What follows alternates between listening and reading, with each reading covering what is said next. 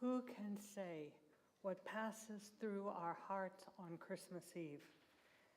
Strange thoughts, unbidden feelings, gentle comfort, the rush of hope, sudden tears.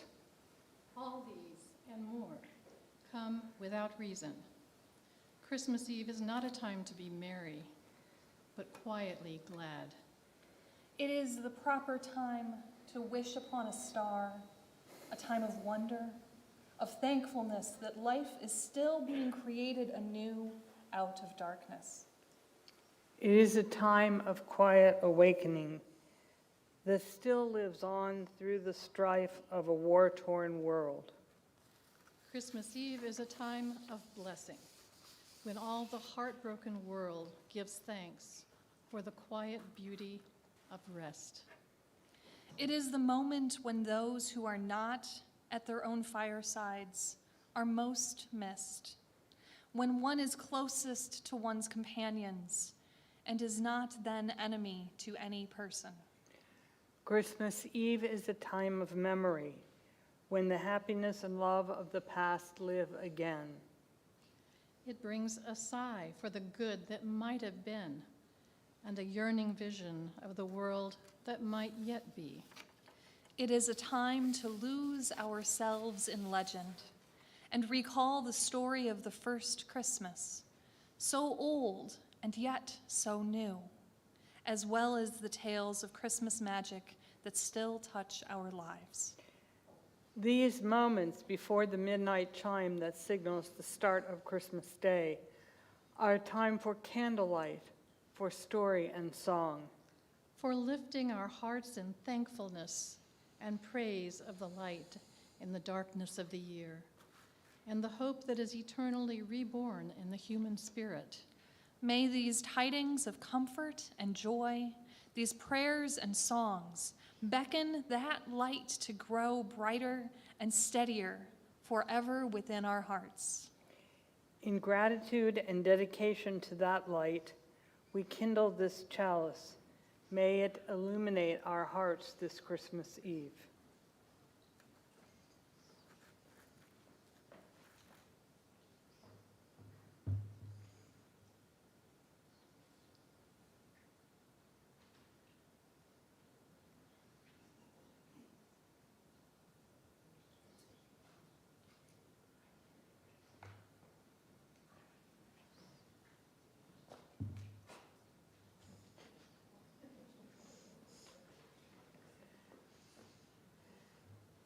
Late at the end of the 19th century, the humanist pioneer Felix Adler wrote verses to a hymn to suggest why Christmas remained an important day to humanists.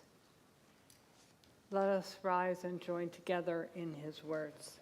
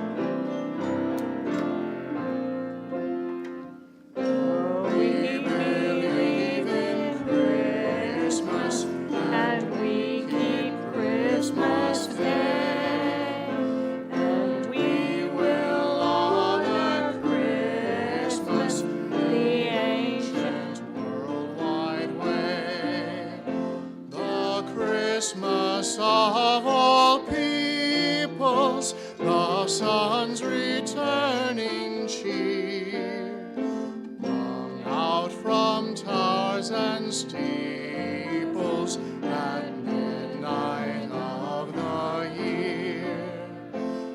And we will join at Christmas the song of hope and joy that finds its theme at Christmas in spirits young and old. The flame of life will dwindle as fades the sunset sky, until a child shall kindle new light and raise that high. Then sing we all at Christmas the song of that new birth, which holds the hope of Christmas and brings its joy to earth, which knits the generations long past and just begun, beyond all tribes and nations, and makes the many one. Shine out, ye lights of Christmas, from hearth and tree and star, and let the warmth of Christmas shed kindness near and far. And clang ye bells of Christmas upon the frosty air, and may the joy of Christmas spread gladness everywhere.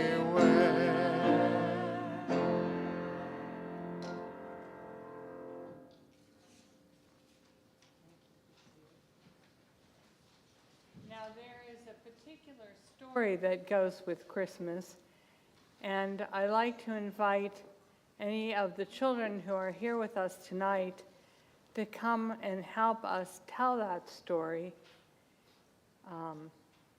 or the young at heart, if you're up for it.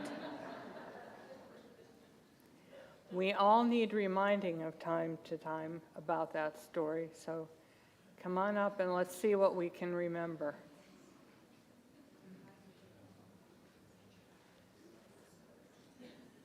All right, thank you.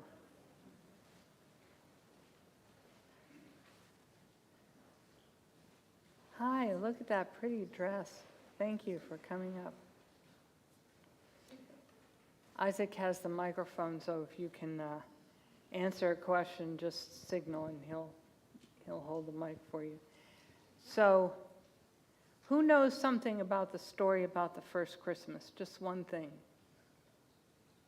Anybody? Know anything? All right, see, we all need to be reminded from time to time. Had a lot of animals. It had a lot of animals. Okay, what kind of animals? Who said monkeys? I love whoever Monkeys, said that. okay. I don't think We have any don't have monkeys. one of those. What other kind of animals? So sheep, there were shepherds. Okay. We have a Yeah, we have our shepherd, yeah. shepherds.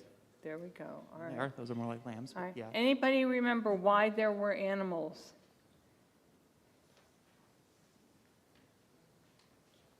Yeah. Ah, what's a manger? Okay, so they were in a barn. There's our barn. There we go. Why were they in a barn? Anybody remember that? There was no, so this was the barn attached to the inn where people who were traveling could keep their animals as well as the inn's animals. And the story goes that Mary and Joseph were traveling and there wasn't a room for them, but they were allowed to stay in the barn because they needed a place to be. And why did they need a place to be? Why was that so important right then? Because Mary was pregnant. Ah, Mary was pregnant and she was giving birth, right? Okay, so yeah, we got Mary. Great. And I heard a they. Okay. So who's this? And it was cold outside, right? So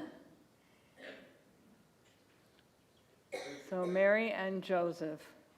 And where were they visiting? Where were they coming to? Anybody remember the name of the place? Oh, little town of? I heard Bethlehem. Yay, all right. So this is all in Bethlehem. Okay. So we had Mary and Joseph. Now, why did the shepherds and the sheep show up?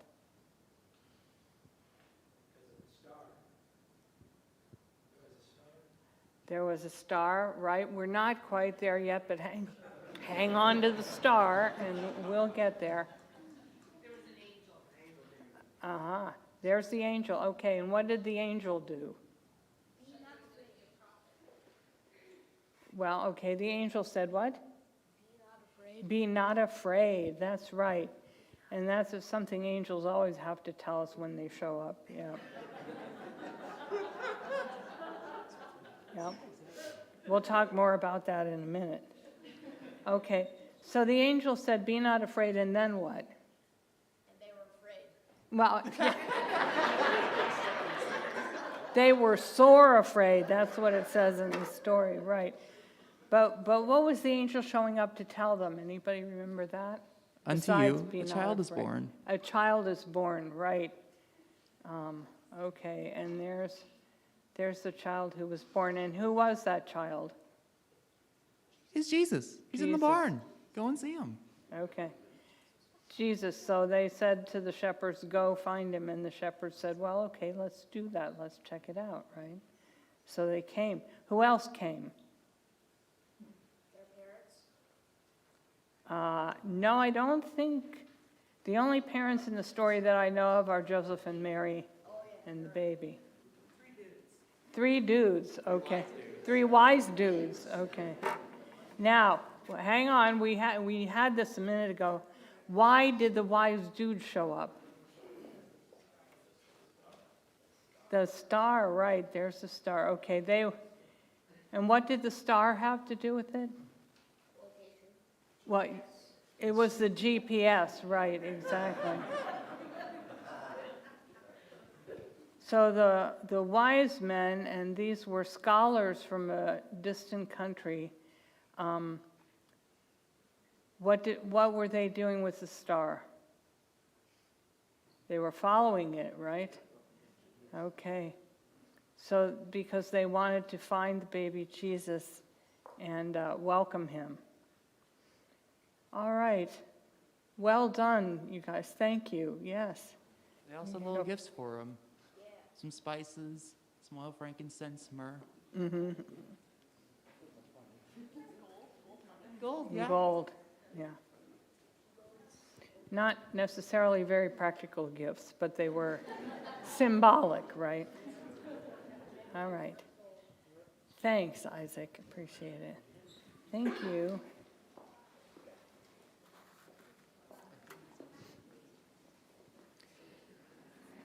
Please join us now in this litany for Christmas. We will read the words, and Tom will lead you in your sung response.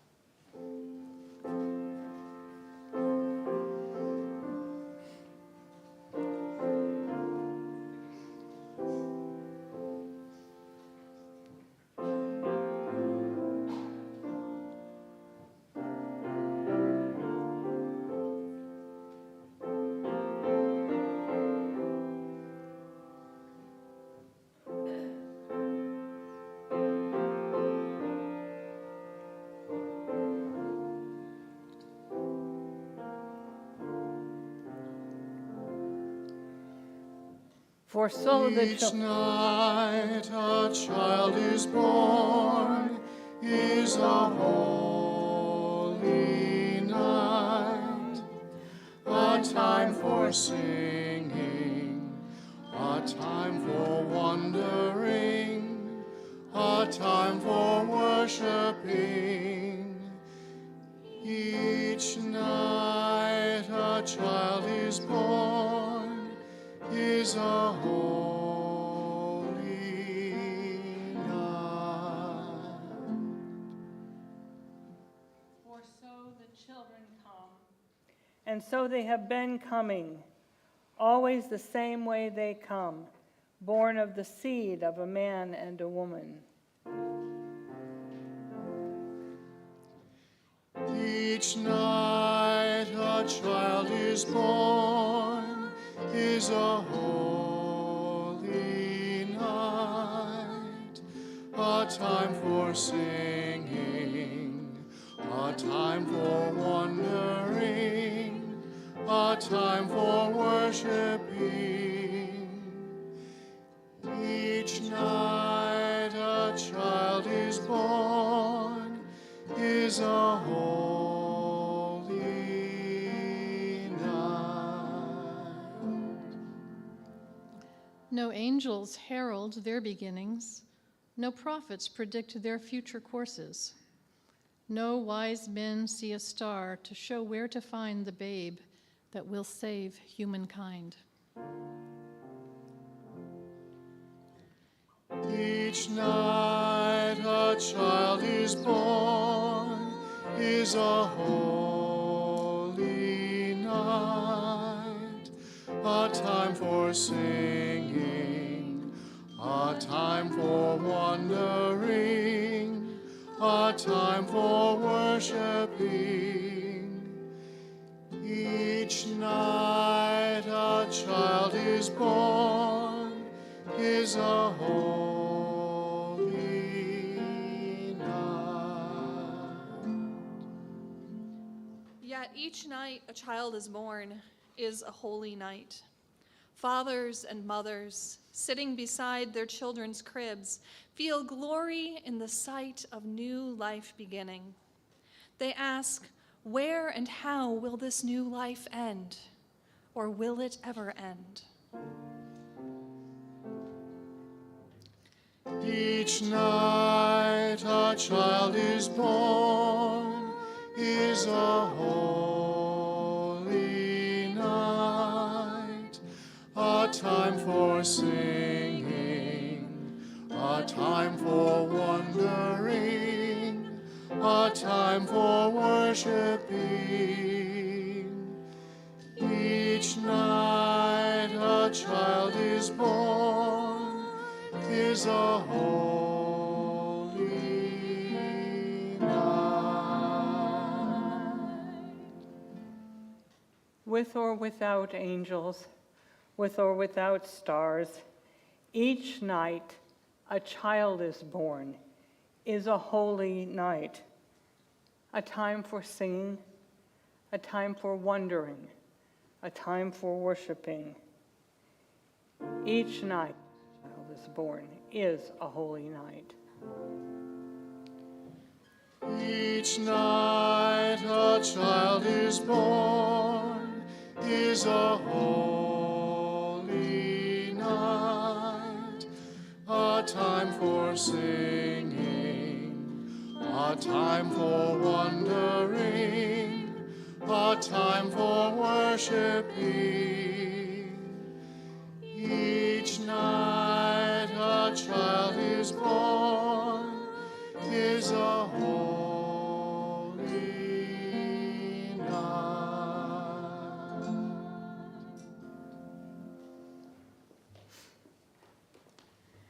Many of the features of Christmas in our contemporary culture that we identify as traditional, including many of our familiar songs, date back only a little more than a century to the time of the Civil War in the U.S. Progressive ministers and religious leaders of that era often found it difficult to reconcile the celebration of Jesus' birth with a nation at war, where the ravages of battle, as well as the economic challenges of the Industrial Revolution, had left many people destitute and homeless. Although most of these leaders, many of them Unitarians, were staunchly opposed to slavery, they also felt that war was an offense against the will of God and the teachings of Jesus, and a confession which became central to their poetry and litany and hymns for Christmas. This can be seen in Oliver Wendell Holmes' poem, I Heard the Bells on Christmas Day, as well as Edwin Hamilton Sears's hymn, It Came Upon the Midnight Clear, which invites us to focus not upon the miraculous birth of a Savior, but rather upon the message of peace and goodwill proclaimed in the angel's song. This message, according to Sears, persists over the intervening 2,000 years and still awaits our hearing and compliance in the human community of today. This is what makes the birth of Jesus compelling for us in our own day, and the goal of its celebration should be to pause from our busyness long enough to hear the ancient echoes of that song and to rededicate our lives to the coming of that day when the whole world shall indeed give back the song of peace which now the angels sing. That song which is our heritage from the past and our aspiration for the future. Let us stand and lift our voices together.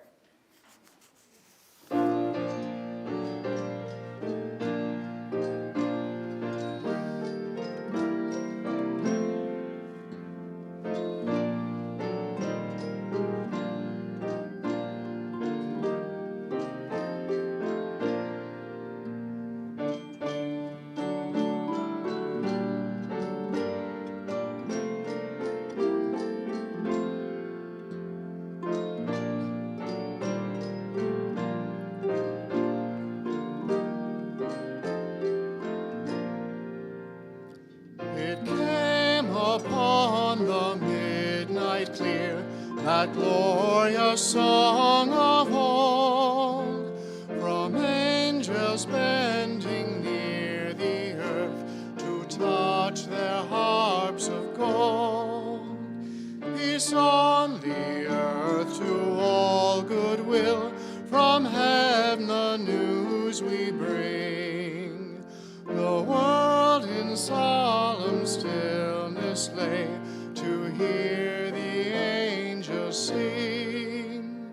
Still through the cloven skies they come, with peaceful wings unfurled, and still their heavenly music floats o'er all the weary world. Above its sad and lowly plains they bend on hovering wing, and ever o'er its babel sounds the blessed angels sing. But with the woes of war and strife the world has suffered long. Beneath the angels' strain have rolled 2,000 years of wrong, and we who fight the wars hear not the love song which they bring. Oh, hush the noise of battle strife, and hear the angels sing, and he beneath life's crushing load, whose forms are bending low, who toil along the climbing way with painful steps and slow. Look now, for glad and golden hours come swiftly on the wing. Oh, rest beside the weary road and hear the angels sing. For though the days are hastening on, by prophet bards foretold, when with the ever-circling years comes round the age of gold, when peace shall over all the earth its ancient splendors fling, and the whole world give back the song which now the angels sing.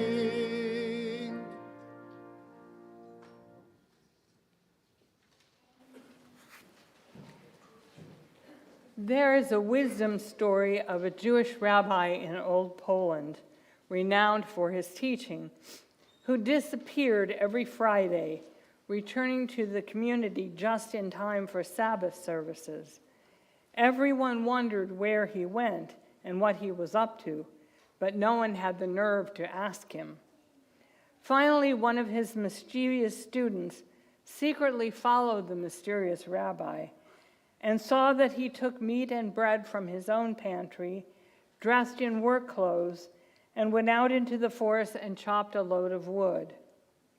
When it was as much as he could carry, he brought it to the home of an elderly widow, built up the fire to warm the cold house, and cooked a meal for her.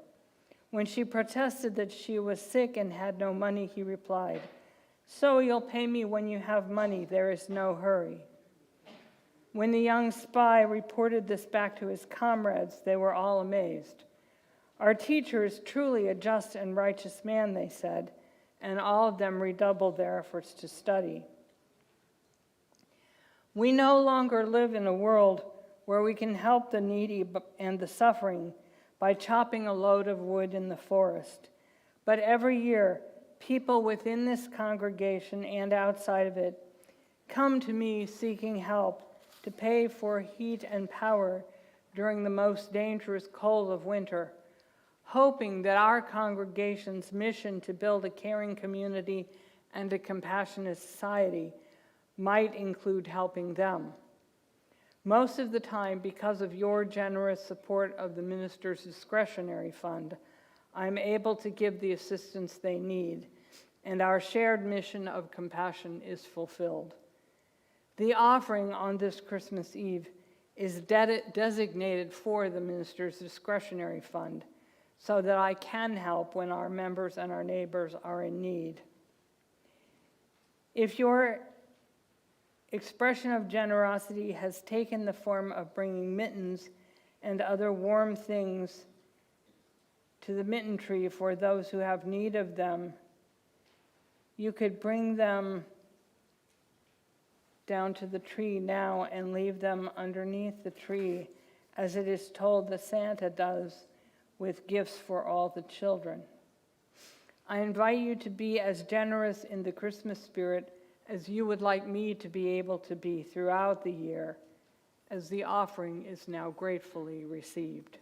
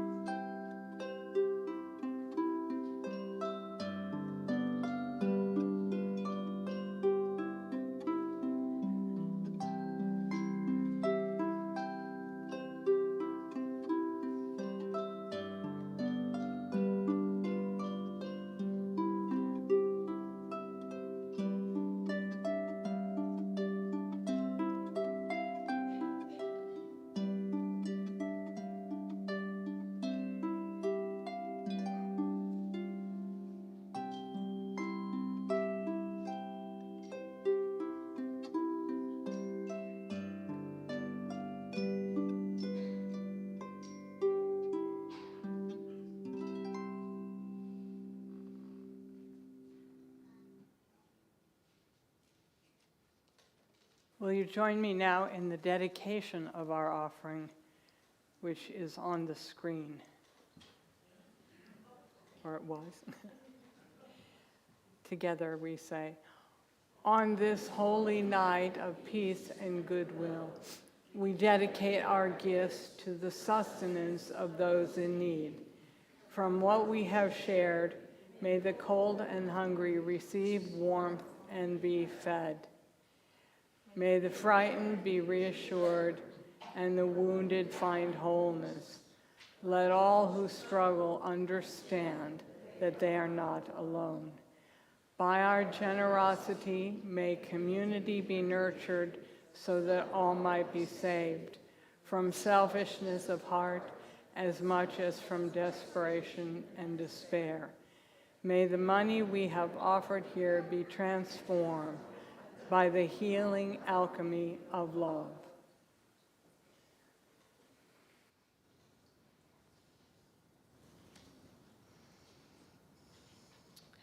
As our young people may have noted when we told the story today, every time, or nearly every time, an angel shows up, the people are afraid.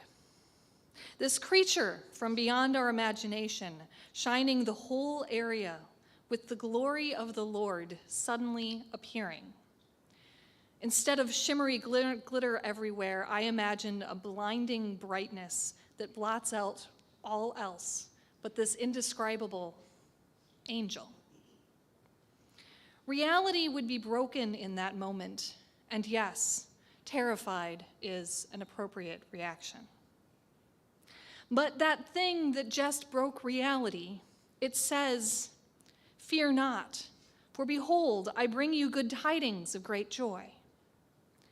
It might take more than such a statement to get me to stop being afraid, in truth. But then the angel was joined by a heavenly host that sings glory to God in the highest, and on earth peace, goodwill towards men.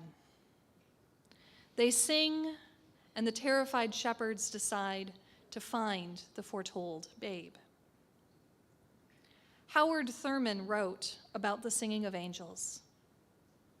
There must be always remaining in every person's life some place for the singing of angels, some place for that which in itself is breathlessly beautiful and by an inherent prerogative throwing all the rest of life into a new and creative relatedness. Something that gathers up in itself all the freshest of experience from drab and commonplace areas of living and glows in one bright light of penetrating beauty and meaning, then passes. The commonplace is shot through with new glory. Old burdens become lighter. Deep and ancient wounds lose much of their old hurting. A crown is placed over our heads that for the rest of our lives we are trying to grow tall enough to wear. Despite all the crassness of life, despite all the hardness of life, despite all the harsh discords of life, life is saved by the singing of angels. What in your life has been as though the singing of angels? An experience of holy beauty that leaves you forever changed. For truly, the message we receive from the Christmas story is that our lives may be forever changed. We may know something wonderful, new, and different. For there is great hope for us and the world. So let us imagine the heavenly host singing as we sing together, "Angels we have heard on high."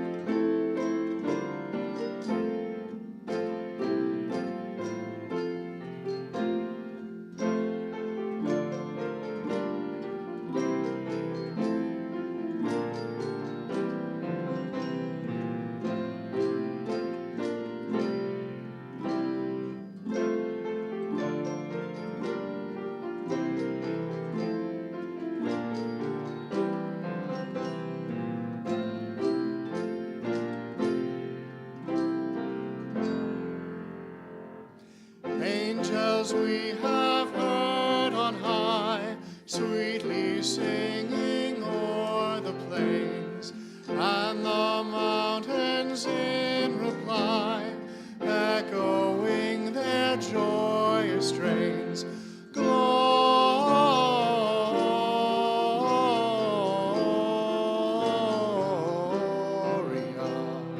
in excelsis Deo. Gloria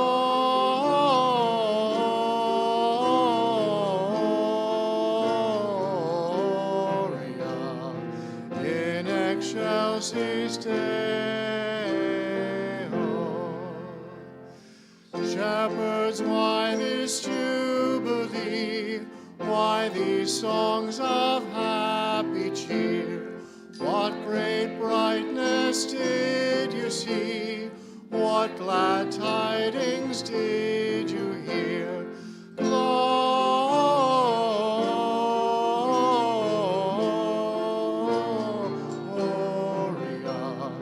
in excelsis Deo. Gloria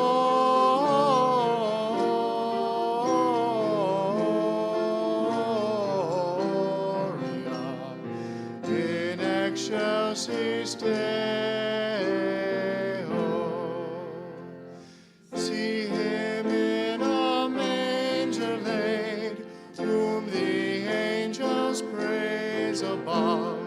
Mary, Joseph, lend your aid, while we raise our hearts in love. Gloria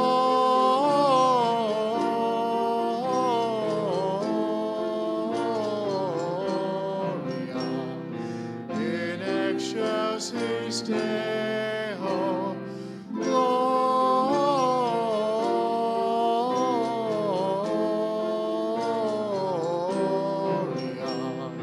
in excelsis Deo.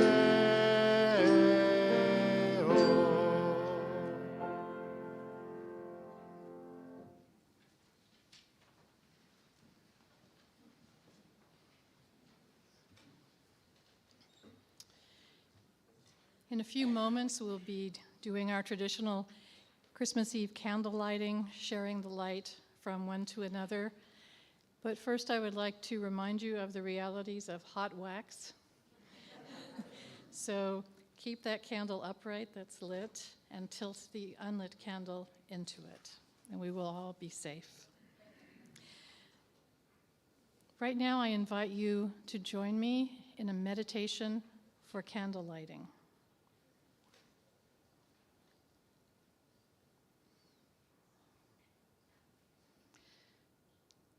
Let us be still in the darkness of our sacred space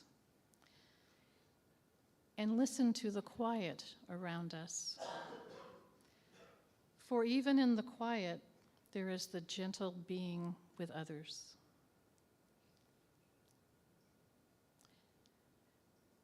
Let us feel the warmth of our community, knowing we are not alone.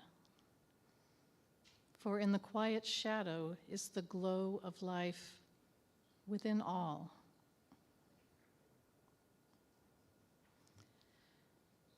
The long nights of the winter are upon us, and the sun has wandered far from our land. Only we, through our own act of affirmation, can bring back the light.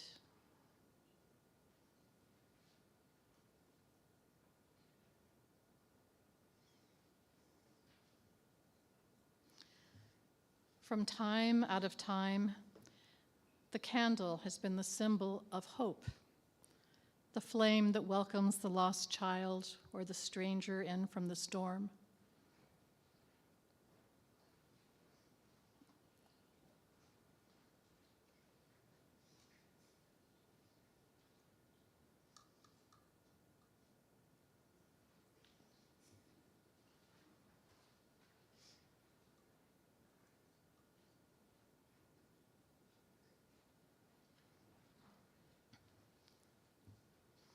From a single fragile flame, another spark is ignited, and from it, another.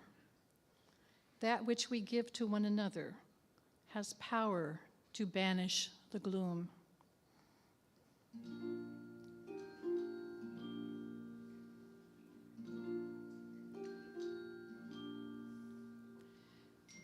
Let us know in the darkness the gift each candle bears, a small flame, a diminutive light, yet the wondrous gift to kindle another's glow.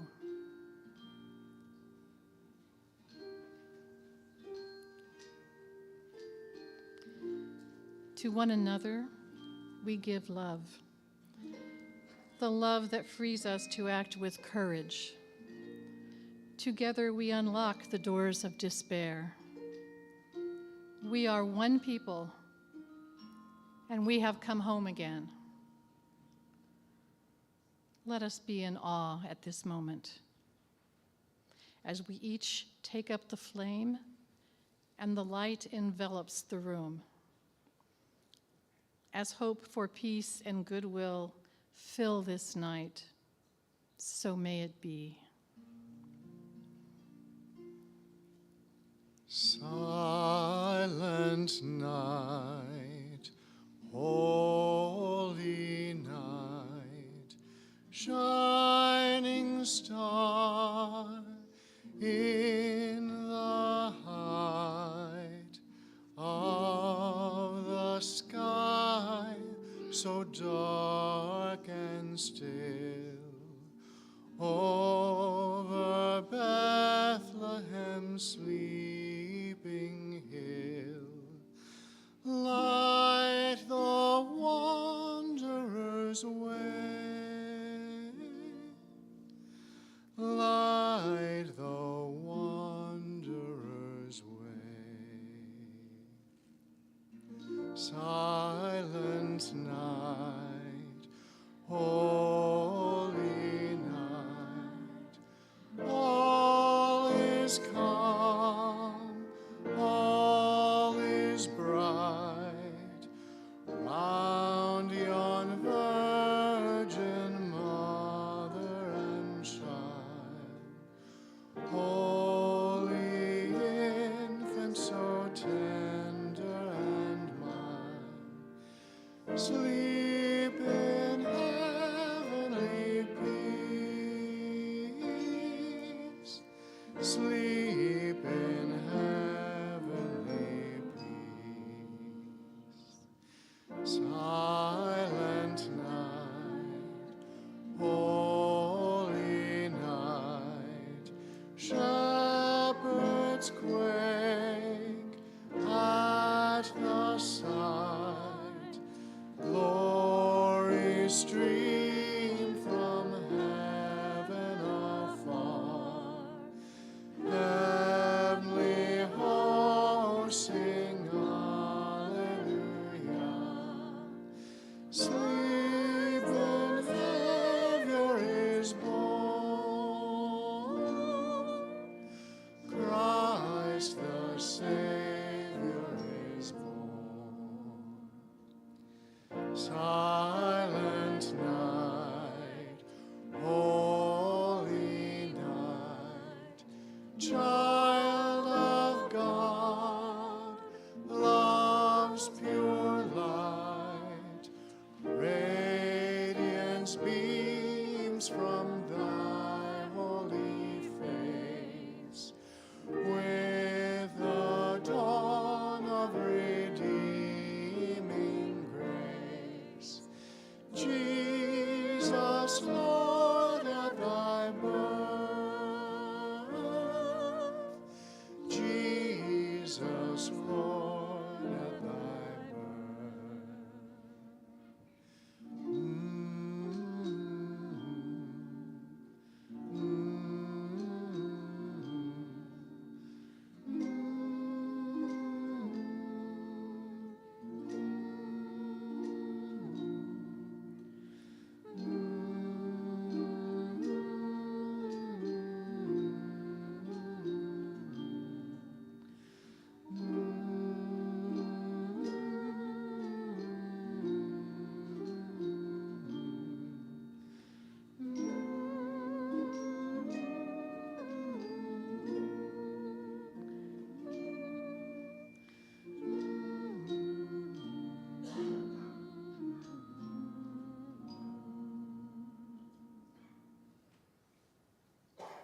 Let us light all our candles this Christmas. Candles of joy, despite all sadness. Candles of hope where despair keeps watch. Candles of courage, even when fears are ever present. Candles of peace in the midst of tempest-tossed days. Candles of grace to ease heavy burdens. Candles of love to inspire all our living. Candles that will burn all the year long. For when the song of the angels is stilled, When the star in the sky is gone, When the kings and princes are home. when the shepherds are back with their flock, then the work of Christmas begins. To find the lost and to heal the broken. to feed the hungry and to release the prisoner, To rebuild the nations and to bring peace among foes. To make music in the heart. to carry light into the world. So let us believe in the eternal message of Christmas and carry its flame in our hearts always, that we may proclaim peace on earth and goodwill to all people. Merry Christmas and a Happy New Year, and blessings to us all, everyone.